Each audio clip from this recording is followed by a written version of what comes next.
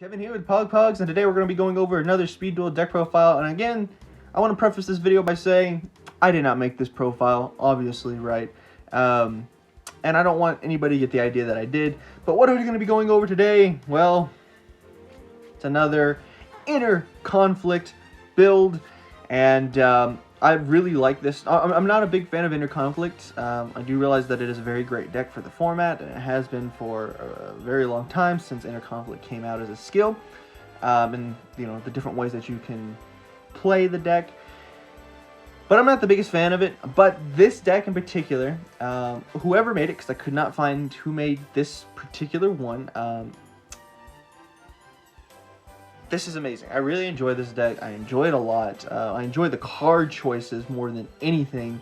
And it's basically the same as any other Inner Conflict deck, but a little different just because of some of the card choices. So, without further ado, let's get right into it. First things first, obviously, we have Inner Conflict. Inner Conflict is probably one of, if not the best skill in the Speed Duel format as of right now when recording this video.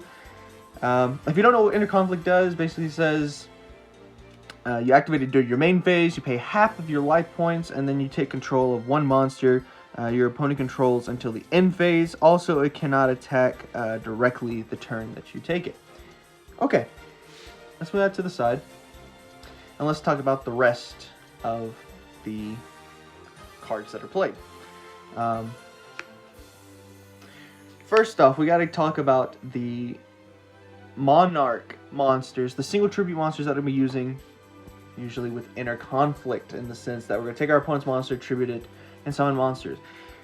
First off, to Kaiser Glider. Why? Because Kaiser Glider is probably one of the best Monarch monsters to summon. It can't be destroyed with monsters with the same attack. And if it is destroyed and sent to the graveyard, you can target one monster on the field and return that target to the hand. Okay, really, really good. So even if your opponent is able to remove this card from the field by destroying it, they're still going to lose a resource in the process by returning a monster to their hand.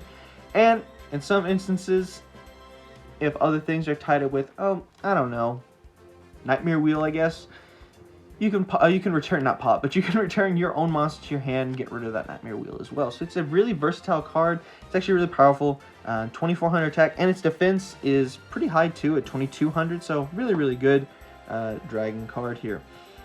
Moving on to the next and final two Jinzo. Card's simple. Stops traps, 2400 attack, 1500 defense. Not much to say here. It's just super duper good. We've known this ever since it was announced, and we've seen it being played online, and it was good. Moving on to the rest of the monsters, normal monsters that we summon, we attack with, and we do all the fun stuff with. 3 Breaker. I don't want to hear anybody's complaints in the comments below. They're not secret. Shut up, okay? I'm not wasting $5 for secrets when I can just play with my commons, alright? Who cares? Same thing with the Jinzo. I don't want to hear it. All jokes aside, Breaker the Magical Warrior is probably gonna be the most played card, monster at least, in Speed Duels, just because of that MST on legs, the back row pop on legs. It's just really nice, and the fact that it can just be a normal summon 1900 beat stick as well is more than enough reasons to be playing this card, and we obviously see it being played. Moving on to the next monsters, to Kaiku. Kaiku mainly here for, again, the beat stick in the 1800 attack spot, but as well as being able to counter the other best deck of the format, that being XYZ or Union monsters. They can't banish, so really, really good. And you can also attack with this, and when you do damage with it, you get to banish up to 2 monsters in their graveyard. Okay, so you stop them from making their fusion monsters as well with their skill.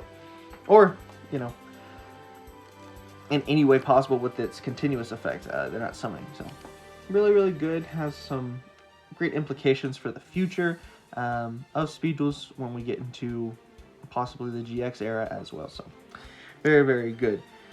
I want to clear this up and move on to the last 2 monsters. Yes, last 2 monsters. They're single copies that we attack with, at least. There are other monsters besides these, but let's go over the first one. Hyper Hammerhead. Hyper Hammerhead is here basically to be a stun performance, making our opponent attack into something to return that resource to their hand, just like the Kaiser Glider, but just weaker. It's a normal summonable Kaiser Glider in that sense. After damage step, that monster gets returned to the hand. It's also great for decks that play big defensive bodies, where we can attack into them, take a little bit of damage, and then return that card to their hand. So, and finally, and probably my favorite card that I'm so happy to see being played, right? It's one copy of Bazoo, the Soul Eater. Bazoo, the Soul Eater is a really interesting card if you don't know what it is. If you play GOAT format at all, and you play Zoo Beatdown or Beast Down or whatever you want to call it, you know how important Bazoo can be. Being able to boost itself up to 2500 attack by banishing up to 3 monsters from your graveyard, and it gets 300 attack from each. So again, that's 900 plus a 60 brings it up to 25, or you can do 2 or 1, whatever you need to get over certain things. Bazoo is so good in this deck because once cards go to the graveyard, once monsters go to the graveyard, we don't need them anymore. So they are literally just fodder for Bazoo. Now, this is not the first deck I've seen with Bazoo in a conflict deck. All right. Now, the first one I believe that I saw was in Tensei Patu's, I hope I'm saying your username right, deck profile that he played. He played Bazoo the Soul Eater, and it was for, I believe, the Remote Duel Invitational in December for Europe. He got first, I believe he said, with playing Bazoo the Soul Eater in an Inter-Conflict deck. And that's the first time I saw it, and I thought, oh, maybe it's just a one-off thing. But now we're actually seeing that Bazoo is probably a really good tech card for Inter-Conflict, seeing as they really don't need their monsters in the graveyards anyway. Maybe we play more of this, maybe we don't, maybe we stay at just one. It's such a good card, just being able to have a 1 card out for your opponent's stuff when they use Inter-Conflict, like Jinzo, like the Kaiser Glider, like Grand Marg, you know, anything with 2400 attack, this thing can get over because it can boost itself to 2500. So really, really good. Super excited to see this. I hope we see more innovations like this, where we can play really fun cards, right? Let's go on to the last 2 monsters. They're not really attacking monsters. They are defensive and reactory to your opponent's turn. 2 Sphere Kuriboh. There's not much to talk about here. It's just good defense, all right? Let's move on from there. Let's go into the spells. Total, we play 6 spells, 3 different copies of cards, but let's move on to the first one, and that's 3 Book of Moon. Again, I'm not going to go over Book of Moon. I've said it and I've stressed it, and everybody's said and stressed it. Since this card's been announced, it's important, offensively, defensively. There we go. Okay. Moving on to Shrink. This card is really interesting for the fact that it can be activated during the damage step because it alters attack points. Shrink is a really good card. It really is. The fact that it's a quick play means that you're going to be playing it during your opponent's turn, your turn, just whenever you really need it. It's such a versatile card to be played, and you know, it's better than Half Shut. For obviously for offensive reasons, but it's better than Half Shut always. So Shrink, again, really great card. Hope this gets printed as a foil in the future. Kind of deserves it. And the last spell we play is 1 Offerings to the Doomed. Yes, only 1. We have seen people go down from 3 to 2 to 1 as a tech card. Why? Because we have a lot more cards to play. We have a lot more choices. So we're going to start seeing a lot of 1-ofs regarding certain cards.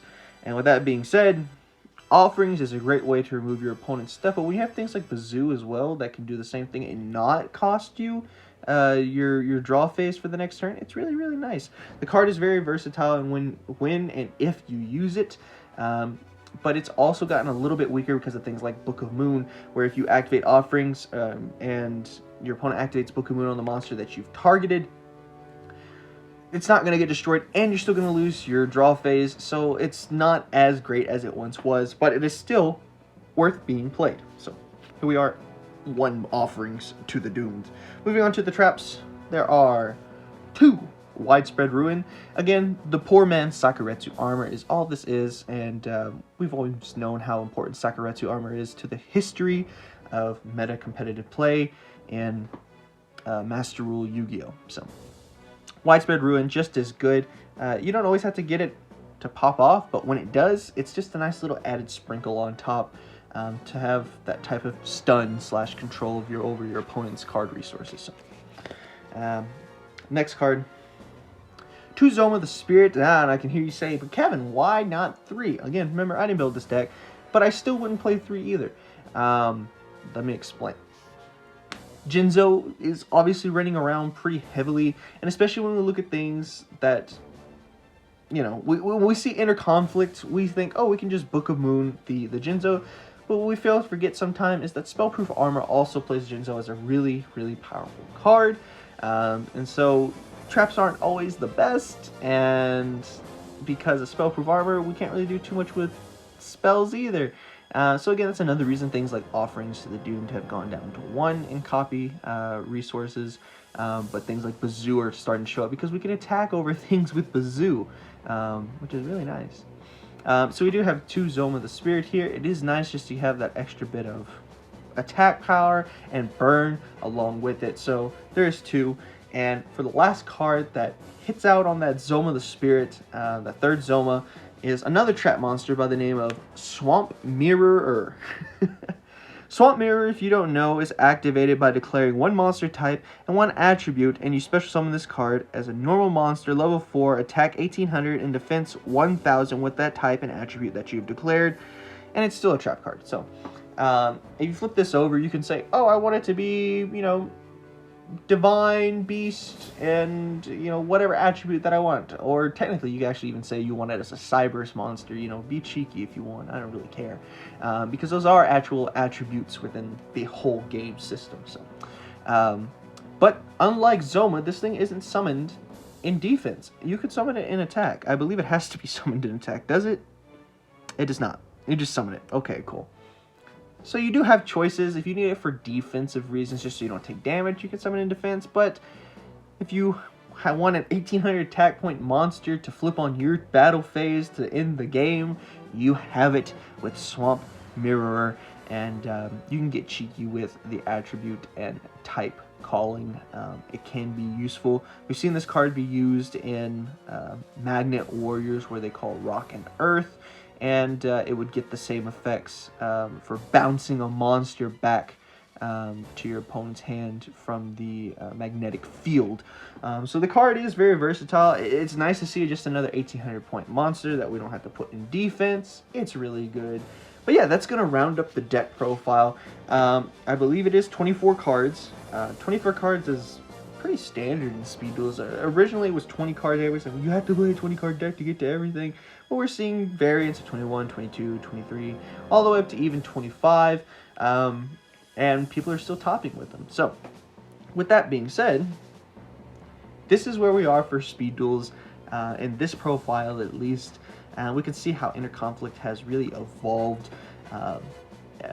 to the new meta that we have, and how it constantly changes and adapts, and how even one card text like Bazoo the Soul Eater can really change the game for you know, a lot of decks that you play against. So, but with that being said, guys, let us know what you think down in the comments below.